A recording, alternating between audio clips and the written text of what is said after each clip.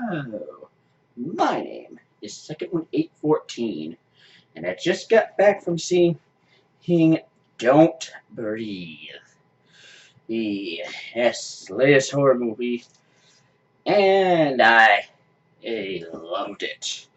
Thought the movie was very, very good. Good, and good. So yeah. So basically, what is this movie about? Well, this movie is basically in a nutshell, about three thieves who break into the house of a blind an army veteran looking to score big, and basically end up discovering that her target is a crazed psycho. Oh, oh. So yeah, that's basically it. But there is some depth to it, but overall, I thought this movie was good. Yeah, good. What I loved about this movie is how it was good. It was able to constantly maintain tension. It was able to constantly build and maintain tension throughout the movie. Obi, There are each movie. No. Excuse me. There was not a second in the movie where my heart was not racing. Well, I shouldn't say that, but once the action started, or the horror started, I should say, there was not a second that my heart was not beating out of my chest. So let's start out with. Yeah, I'm sorry, it's late. Hey, but anyways, so I have to mention though, there are right off the bat that I do think there are a few flaws which could potentially hurt this movie with some critics. I didn't mind, well, at least was one of them, but I want to talk about those right now before I get into anything else, because I think they definitely need to be addressed right up front. The first flaw is the opening. The opening scenes of this movie are kind of confusing. The opening of the movie is initially either blind man dragging Rocky back to his house, which we catch up with, which we see later. The full explanation of the scene later in the movie. Personally, I don't really know if I think that was necessary to start the movie off, but yeah, I guess it was a good way to build tension. But I just kind of thought it was weird. And then of course we go into who are three main characters breaking into a house and stealing things. So, and I didn't think that was necessary to show, because they take a few things, goof off, and then leave. If the woman, Rocky, she goes into this person's bedroom, and he tries on some new clothes, who's lays down on bed in a luxury, and yeah, and then the one guy, you see him freaking peeing on the floor, which not necessary. So yeah, that I didn't think that was kind of weird, and as well as start. I thought that was start was kind of unnecessary, but I guess it's there to set up who exactly our characters are. So, yeah, these are, and another thing I think, or flaw, I think that some critics may dislike, like that present throughout the movie, is kind of I guess you could say it's there by the numbers, whereas it can get a little predictable. Well, I shouldn't use air quotes, sometimes it gets a little predictable in a way, in the fact that it's constantly going scene by scene, and every time, yeah, and basically it kind of lets you know that something is going to happen. It's and I think that can be a flaw or a turn off to some people. I didn't mind it because I thought the movie was good. But yeah, I think those are the two flaws that could definitely hurt this movie. So moving on, basically, the rest of this movie I loved. Throughout the whole movie, this is movie, the movie. The movie is constantly builds and holds attention, and then like I said in the beginning of this review, once the action really got started, there wasn't a time, and I don't think when my heart was not beating out of its chest. Well, I shouldn't say beating out of its chest, but they're beating quickly. So yeah, okay. So let's get into the nitty gritty. So basically, these three thieves they break into houses, steal people's stuff, and sell it for cash. Because the one character, Rocky, wants to get out of where they are because they live in Detroit, which kind of obvious why she wants to get out of there. I mean, come on, it's Detroit. Oh, wait.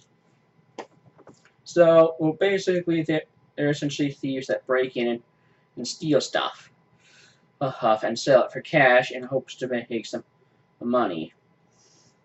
Now, I think that there's, now, like I said, we had the one scene that was there or in the beginning, to basically set up these characters as thieves.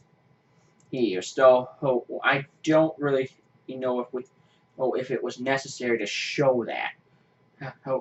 Though it might have been just to set up who these characters are, but if you think about, I mean, I don't know. I'm just saying.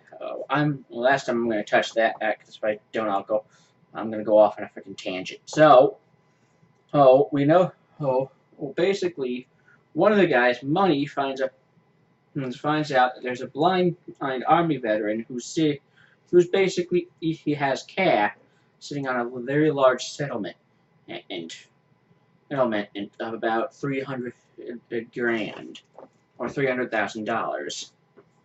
So and which he got from a family of a girl who accidentally hit and killed his daughter. But so yeah, they go in to rob this guy, and obviously the guy is blind, but they go in to rob him. Now, before we get there, I definitely need to say something about the characters because I definitely need to discuss them a little more before we go any further. So, obviously, we have Rocky, who is a girl who just wants to get out of her neighborhood. She's kind of like the average victim of, I shouldn't say victim of circumstance, but he is the person who is stuck in a trailer park and has hurt, and she wants to get out, but sadly, because she lives in Detroit, stealing is basically the only way she can do that. She can make enough money to one day get out of there. So, and of course, then we have Alex. Alex is essentially the guy. Is sort of, I guess, he tries to act as the group's moral compass or something. I guess you could say. Because he has some knowledge of the law because his dad works for a security company, and basically a lot of these houses that they, I guess, the houses that they rob are with his dad's security company. But anyways, so they basically he decided they're gonna I forgot. And then, of course, there's Money, who is basically he's just a big jackass. So, yeah. Recovering from that tangent. So they're going to rob this guy. They're thinking, yeah, he's an easy target. He's blind. He'll never get fined. He's never gonna notice. So they break in, and they're searching all around the house for the money. Can't find it until finally he comes down. I find it, and until they think they found the door, or to it, and but as soon as they break it open, then they then the blind man shows up, and basically they have a confrontation that basically proves that the guy is not messing around, as he is able to disarm Money and shoot him.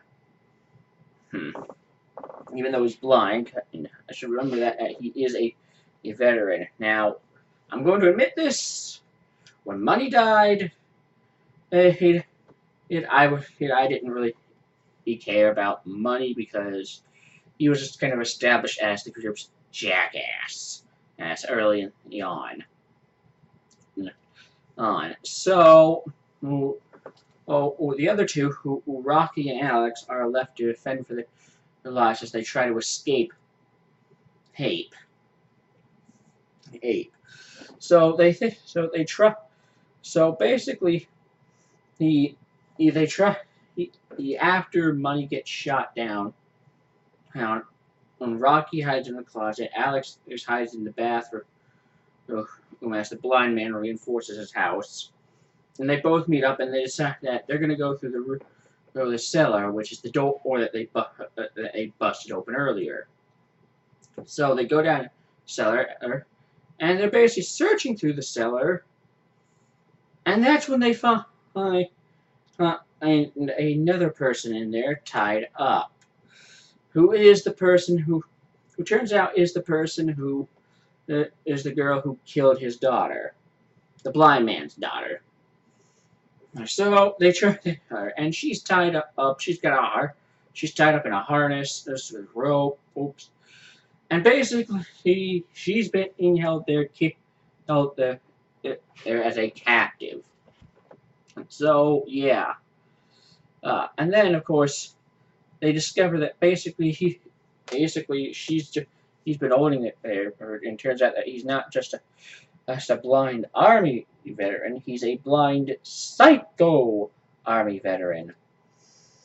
So, and I think that, and I have to admit it now, that the revelation is actually quite interesting. As to that the girl who killed his daughter is still there. That basically he is able to paint the picture of the blind man,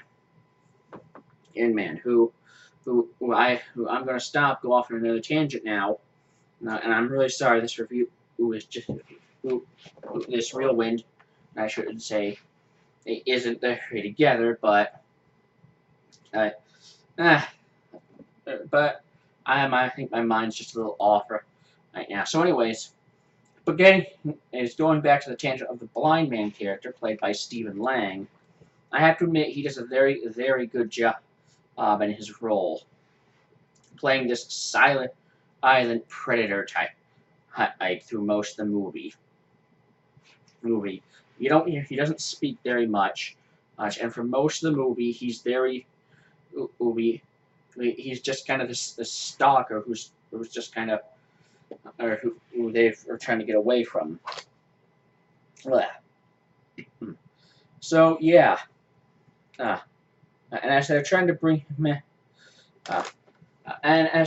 so going back to the movie, they're trying to bring him out, and to bring Alex, Rocky and Alex, they're trying to bring this girl out, and Oh, and as they are trying to exit the root cellar, which was locked from the outside, and then they actually do manage to lock it. As soon as they're about to exit it, who opens the door for them? The blind man, which I admit I was not expecting. I was expecting, yeah, they're going to get out and maybe he's going to get them somehow. Oh, I was not expecting the door to go flying open and him be standing there. There. And that was pretty awesome. Awesome. And that was a pretty good one. And so, obviously, and so then, of course, we have, he chases them in, and of course, then we have the part that you see in the trailers where he's chasing them around in the dark. And I'm gonna say this now. I really, really like the effects of this part. I loved how they portrayed the whole darkness thing. I'm not sure if they were trying to, if it was some form of night vision or it was a mixture of very low lighting or what. But I think I love the light effect here because as a lighting effect, it lets you see the characters while still conveying the fact that these characters are in pitch black darkness. And it's true what the trailers say. In the dark, the blind man is king. Because as let's face it, going off on a tangent here, let's face it, when you lose one, if you lose one sense, the sense of sight, all the other senses become heightened. And remember, this guy, the blind man, is an army veteran, so obviously he's had training, and he's probably already trained to have heightened senses. So, in the dark, his senses are probably much more heightened than these characters would. But even though these are thieves, it's pretty obvious that these thieves have never come across somebody like this guy before. So yeah, they basically what happened is now I'll get to it later. And you can basically he's chasing around in the dark, and he does manage to grab Alex one time, as he basically attempts to strangle him. But they do make it out, and they block the door, only to be met by the guy's dog. Yes, he has a dog, which they were able to subdue in the beginning with what I think it was some sort of weird thing that was like a treat or something that was laced with like a sleeping agent or something. But anyways, so yeah, the dog has woken up, and the dog is not very happy. And well, Alex does succeed for a little bit in getting the dog to calm down. Well, Rocky tries to unlock the front door, or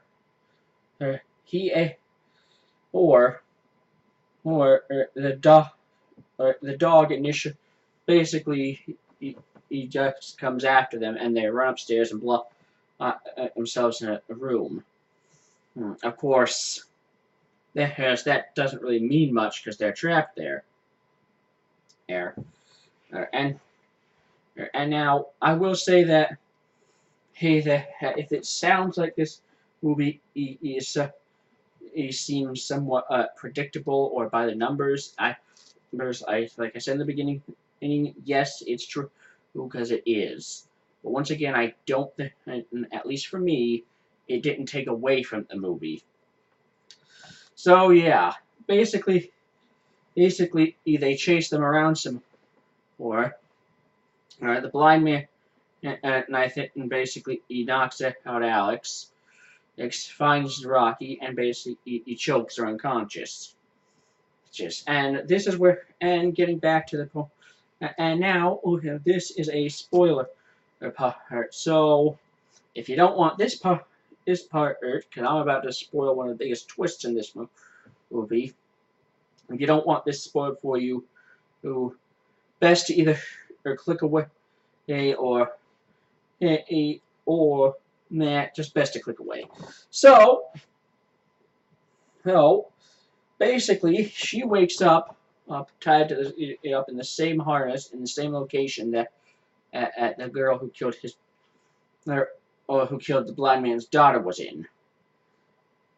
And this is where we learn of the twist. See, the blind man lost his daughter because of the one girl ran over her.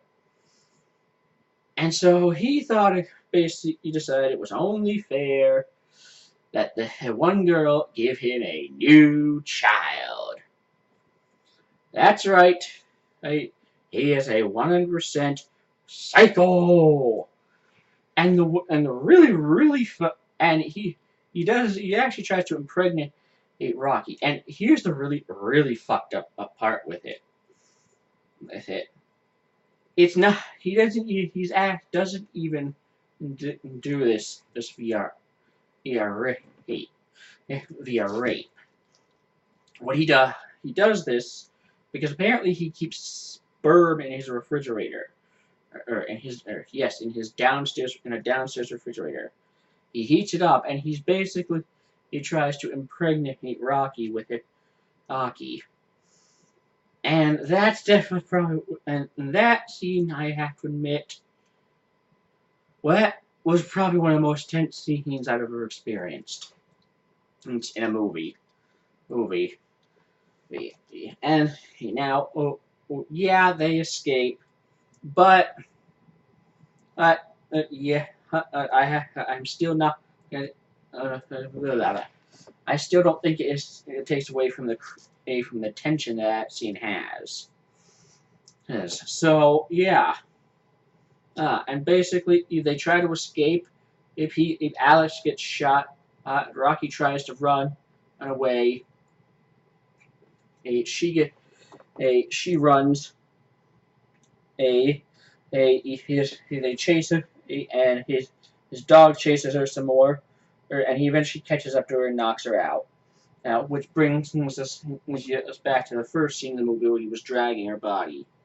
Drags her into his home, and essentially she manages to trigger the alarm when she fights him off and basically pushes him down the ladder to his cellar. Yes, the ladder, because this weirdo, because he doesn't have stairs.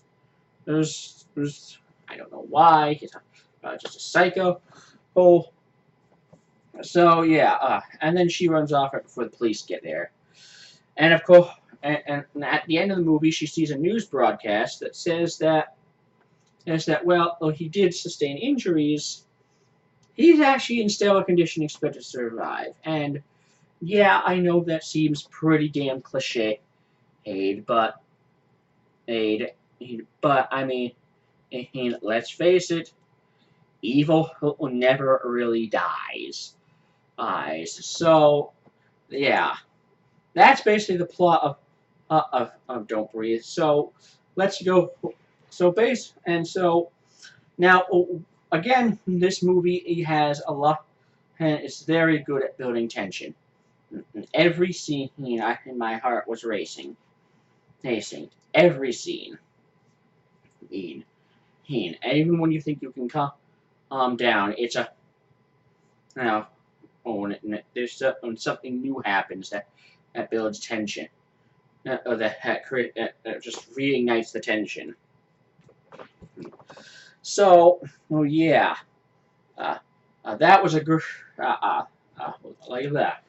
That was one of the great things about this movie is it didn't need to rely on jump scares and it didn't need to rely on psychological fear and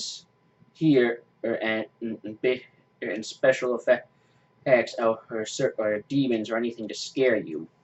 And that's another thing I think is great about this movie is the fact that all the ghost movies we have, with those horror, the supernatural themed horror movies we have right now, with the darkness, darkness, with Lights Out, Conjuring 2, and Blair Witch, and Ouija Origins of Evil coming out. Now, I think it's nice to kind of take a break from all the supernatural horror movies and focus on a horror movie that is essentially all about a human threat for once. And not to mention I also like the fact that it's not just like a psycho breaking, like some psycho holding a family hostage. What it is essentially a horror, a break-in horror movie, which I think is kind of interesting, because at first you see a lot. There's what these characters do break in. You kind of think, yeah, these characters really just are what they're it, and money really does. But as it goes on, and as we see how dark the main villain is the blind man, it kind of gets hard to determine who's really the bad guy. Well, I mean, at the end of the movie, it's pretty much determined that the real villain antagonist here is the blind man. But basically, it can be hard at first to tell as to who to root for in this movie. I mean, by the end, you have sympathy for the thieves, because, or at least Rocky, because she's the only surviving one. But basically you have sympathy for her because she basically just went through hell. So, I think that was a great. Now once again, and I'm gonna. And I know I said I wouldn't bring this topic up again, but yes, once again, in this movie he does get repetitive, can feel very by the numbers but I don't. For me, at least, it didn't take away from it. I thought this movie was very, very well done, and very well paced. And I thought that the jump scares were very well done. I jumped at every single one of them.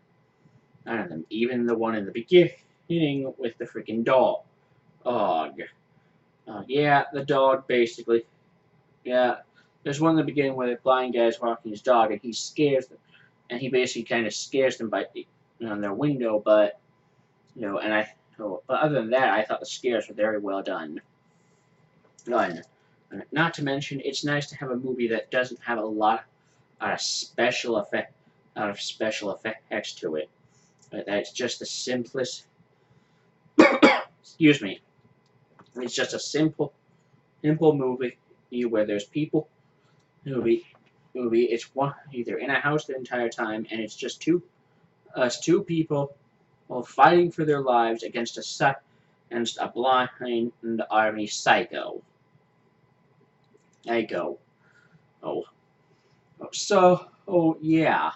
That's Don't Breathe. So my final rating for Don't Breathe is an 8 out of 10. I really wanted to give this movie a 9 out of 10, but the kind of start that I felt wasn't necessary, and the sort of repetitive by the numbers feel that this movie can have, I think it kind of holds it back. Even though now I know I said it's not one for me, but I have to be fair here and say that yes, this movie is by the numbers, and there are numbers, and it had a lot of numbers, but once again, I still think it's worth of going to see. So, So, like I just said, yes, I would definitely recommend this movie. So, oh yeah, yeah. There you have it. Don't Breathe, 8 out of 10. Go see it. And, well, that about wraps up for this video. My name is Second14. Thank you so much for watching. I would always be at your back. See you next time.